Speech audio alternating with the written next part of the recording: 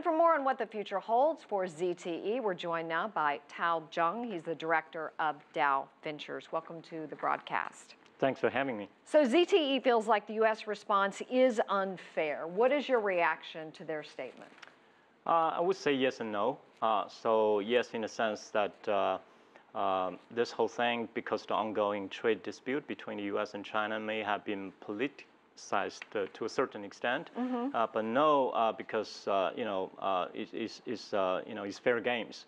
So if you violate some of the rules, you have to pay the price, so to speak. Yeah. So we understand that they fired, 4 people, but they were supposed to cut bonuses to 35 others. Why didn't they follow through with these penalties?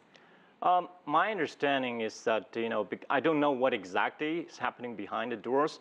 My understanding is because at the end of the day, ZTE is still a Chinese company. So culturally speaking, so they're probably doing something based on the way they are doing business in China, not internationally, so to speak. So they probably make the decision more based on like human emotions, relationships, more in a China context rather than international context. But they admitted to violating the trade sanctions by selling to Iran and the DPRK. Yes, yes. So that's the dilemma. So like I said, the rules are rules, right? So even though and the rules also applicable to China market as well, whatever they are doing in China.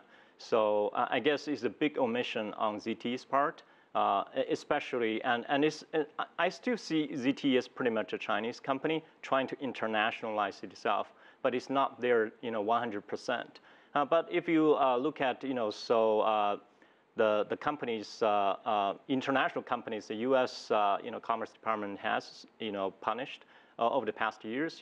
Some of the companies are also European companies. So I don't think ZTE, as far as this kind of thing is concerned, is an exception. Do you feel like the U.S. is trying to make an example out of ZTE and that it's really becoming caught up in this possible trade war? Well, and that it could be a bargaining chip. Right. Well, at least the perception on the China side is that ZTE is kind of being leveraged as a bargaining chip in the ongoing trade dispute between the two countries. But whether it is the case or not, I'm hoping it is not a tick-for-tack kind of approach being leveraged by the U.S. side. But I guess time will tell. Well, the U.S. certainly shot itself in the foot, so to speak, by doing this. Yeah, it's definitely a lose-lose situation. I think if you if you talk a business deal, right, this is a bad business deal for both sides.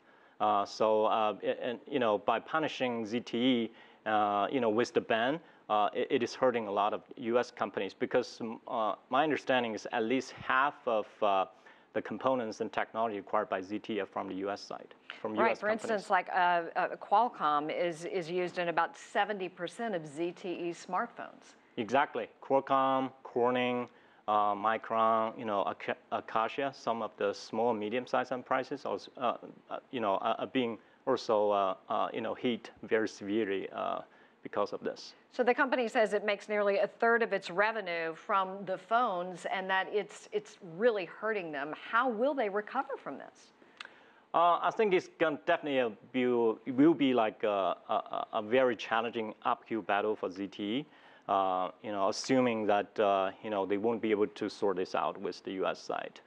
So they definitely need to change their strategy, business strategy, and they also need to shift their focus, in terms of what geographies they focus on quickly rather than, otherwise.